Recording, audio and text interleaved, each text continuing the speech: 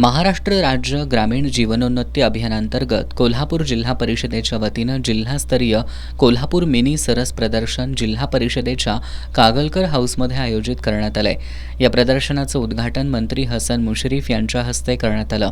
यावेळी बोलताना हसन मुश्रीफ यांनी महिलांना आर्थिक आणि सामाजिक दृष्ट्या सक्षम बनवण्यासाठी बचत गटांची प्रदर्शनं महत्त्वपूर्ण ठरतील असा विश्वास व्यक्त केला। बचत गटातील महिलांनी उत्पादित केलेल्या मालाला हक्काची बाजारपेठ उपलब्ध होण्यासाठी अशी प्रदर्शनं उपयुक्त ठरतील। या प्रदर्शनात अनेक प्रकारच्या कलाकुसरीच्या वस्तू आणि खाद्यपदार्थ असून जिल्ह्यातील सर्व भागातील पदार्थांची चव चाखण्याची संधी या प्रदर्शनाला भेट देणाऱ्यांना मिळणार आहे। त्यामुळे जिल्ह्यातील नागरिकांनी या प्रदर्शनाला आवर्जून भेट द्यावी असं आवाहन नामदार मुश्रीफ यांनी केलं।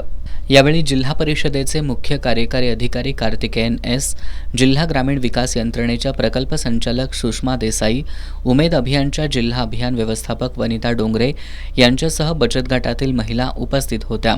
हे प्रदर्शन 10 जानेवारीपर्यंत सर्वांसाठी खुलं असणार आहे।